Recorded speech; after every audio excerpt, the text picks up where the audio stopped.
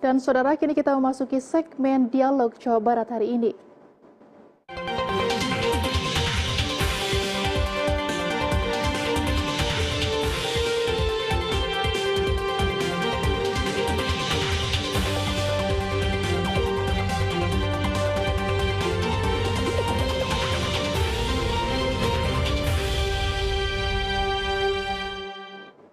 Dan dalam segmen kali ini kita akan membahas tema Pilkada sebagai sarana mewujudkan demokrasi yang beradab bersama Bapak Wisnu Sentosa selaku pengamat politik yang kini sudah terhubung melalui live Zoom kami. Kita sapa terlebih dahulu. Assalamualaikum, selamat sore Pak Wisnu.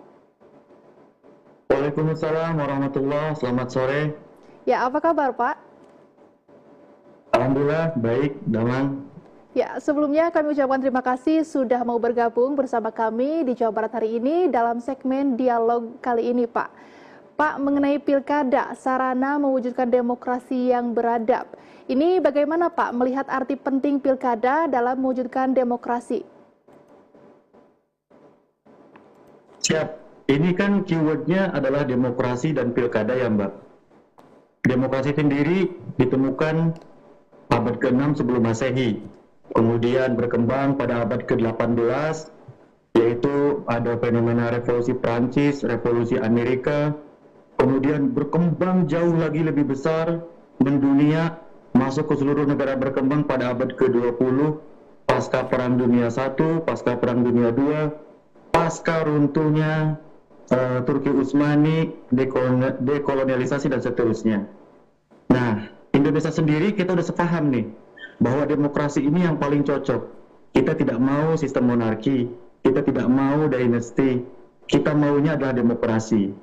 Saking maunya demokrasi, semua sistem di Indonesia yang tidak luput terhadap evaluasi pun selalu melekatkan term demokrasi. Seperti Orde Baru menyebutkan demokrasi yang terpimpin, yaitu demokrasi terpimpin.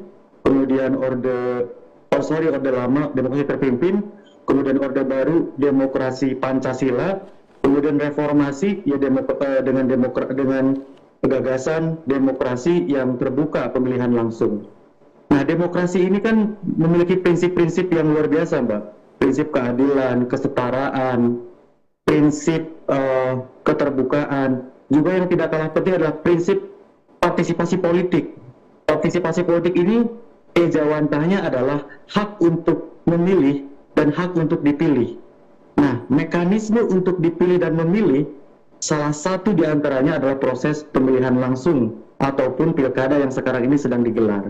Jadi penting banget pilkada dalam kerangka demokrasi sebagai ejawantah kesehatan demokrasi, bahwa semua orang harus menentukan nasib 5 tahunnya itu yang 5 menit di bilik suara dengan tepat. Bahwa semua orang juga berhak mencalonkan diri dengan kapasitasnya masing-masing. Jadi sangat luar biasa penting banget pilkada ini, Mbak.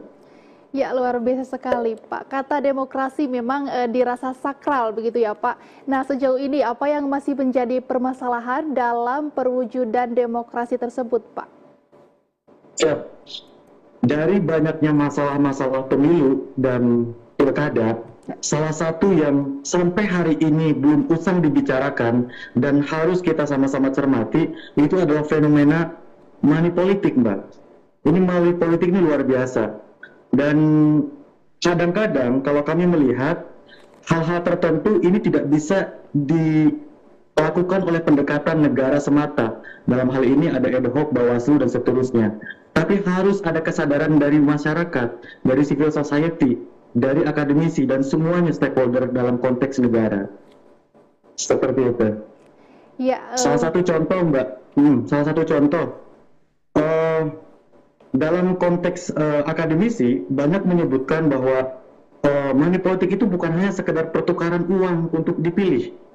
Tapi bahkan beberapa adalah definisinya luas, seperti Edward Aspinall menjelaskan janji politik pun itu bisa jadi bagian daripada money politik, atau bantuan sosial pun. Nah, ini bisa kerap kali terjadi di antara lingkungan kita ini kan. Ada instrumen yang memang sedang menjabat tapi mencalonkan kembali dengan bantuan sosial. Itu pun bantuan sosial adalah hal yang bagus, dana aspirasi adalah bagus, tetapi kalau itu dilekatkan dengan kaitan perjanjian untuk memilih kembali, itulah persenggamaan antara money politik dengan konteks negara. Ya, permasalahan-permasalahan tersebut, Pak, kira-kira jika kita melihat nih, akarnya sebetulnya disebabkan oleh apa nih, Pak? Akar permasalahannya atau benang merahnya ini sebetulnya kemana, Pak? Nah, ini urut-urut kacangnya kadang-kadang agak lucu, Mbak. Ya. Kami ini melihatnya. Ini ibarat kayak bicara ayam dulu apa telur dulu. Selalu begitu. Kita coba masuk ke wilayah praktisi. Kawan-kawan kita yang ada di kepala daerah, yang juga di legislator, itu kadang-kadang bilang, kalau kami enggak bagi-bagi uang, nanti kami tidak dipilih. Bilangnya begitu. Tapi kadang masyarakat juga kalau kita coba analisa, juga punya kekhawatiran kalau dia nggak mendapatkan uang hari itu, dia akan ditipu karena karena aksesnya agak terlalu jauh, kira-kira begitu. Nah, dalam konteks ini ada banyak pendekatan. Ada orang yang mengatakan bahwa undang-undang parpol yang harus dikaji ulang karena bagian daripada penganggaran partai politik. Nanti hubungannya dengan uang saksi juga. Salah satu contoh, ini momen pilkada, rekomendasi mahal-mahal, kita buka saja.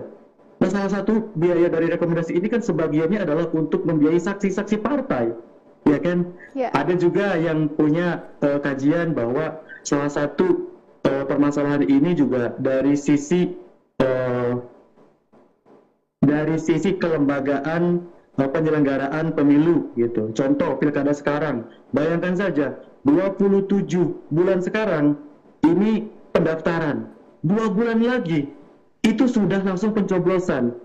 Waktunya sangat mepet amat gitu, kayak balap karung gitu. Sehingga harusnya waktu banyak, sehingga orang itu bisa memilih mana yang popularitasnya bagus, dengan prestasi yang bagus, karya yang bagus, rekam prestasi yang bagus. Tapi akhirnya kapasitas ini kadang-kadang pakai jurus-jurus yang spontan, yaitu kapasitas kalah dengan isi tas, kan gitu kira-kira. Nah, ada juga yang melihat bahwa ini permasalahannya adalah kedewasaan kita semua dari seluruh sektor masyarakat. Ini tanggung jawab bersama. Jadi semua pendekatan menurut saya harus kita lakukan karena ini sistem politik ya, Mbak, sistem pemilu. Jadi sistem itu banyak subnya dan semua sub itu harus terselesaikan semua dengan baik. Ya, baik. Ini diskusinya menurut saya sangat menarik nih, Pak. Permasalahan-permasalahan tadi yang sudah disebutkan nih, Pak. Menurut Bapak sebagai pengamat politik, sudah cukupkah sosialisasi dari pihak-pihak pilkada seperti KPU dan jajarannya untuk terus menggaungkan nih, Pak, arti demokrasi dan seterusnya? Ya, betul. Seperti kita ketahui, KPU sebagai pelaksana dari proses pemilu ini atau pilkada menyelenggarakan.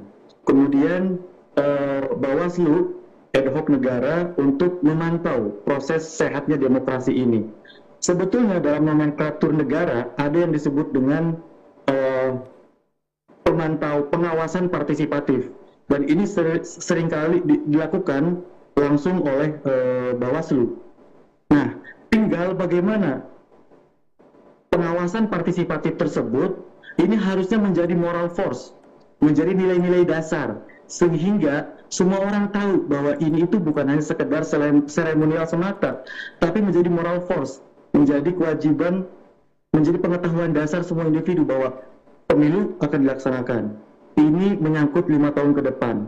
Nggak boleh ada pelanggaran, nggak boleh ada money politik. Apa definisi money politik? Apa definisi dari pelanggaran tersebut? Kapan jadwal kampanye dan kapan tidak boleh? Sehingga semua bisa menjadi pengawas semuanya. Jadi dalam berpolitik di sini seperti kita melakukan game dalam etalase kaca, semua saling menonton, saling melihat, dan transparansi, semua saling mengawasi. Itulah sehatnya demokrasi. Baik, menurut Bapak nih Pak, sebagai pengamat politik, kira-kira untuk kita sebagai masyarakat awam, untuk mengatasinya atau menjauhi money politik ini bisa dilihat dari kisi-kisi atau ciri-ciri di awal nih Pak. Kira-kira ciri-ciri menjurus ke money politik atau serangan pajar ini seperti apa Pak? Oke.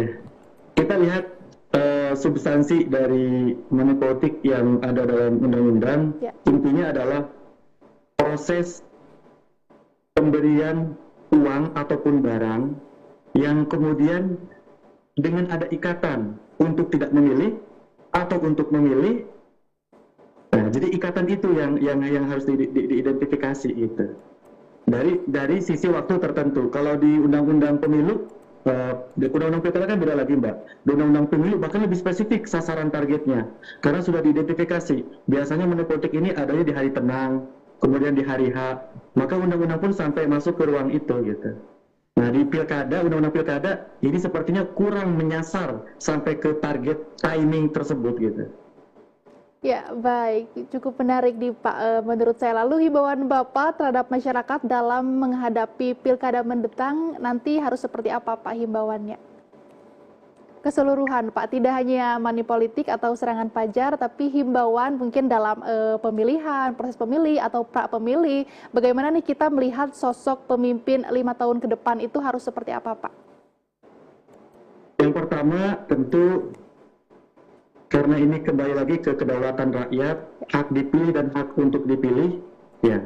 Utamanya hati-hati karena non-voting ini kebanyakan di semua daerah itu udah generasi muda, Mbak. Ada dua, baik itu pemilih pemula maupun pemilih muda. Nah, ini harus menjadi target sasaran bagi penyelenggara nih untuk edukasi politiknya agar memilih partisipasi politiknya lebih meningkat lagi dari unsur pemilih muda maupun pemilih pemula.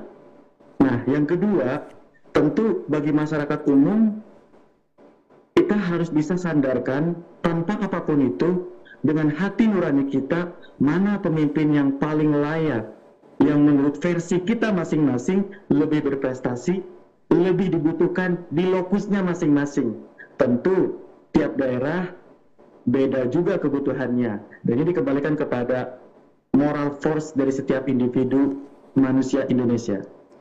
Baik, itu untuk himbauan ya Pak. Lalu terakhir nih Pak, boleh disampaikan harapan dari Bapak sebagai pengamat politik untuk pilkada nanti Pak, seperti apa harapannya? Harapan saya sebagai peneliti sosial politik, saya berharap bahwa pilkada sekarang bisa terlaksana dengan lancar, damai, dan juga turut menjadi partisipasi meningkatnya kesehatan indeks demokrasi.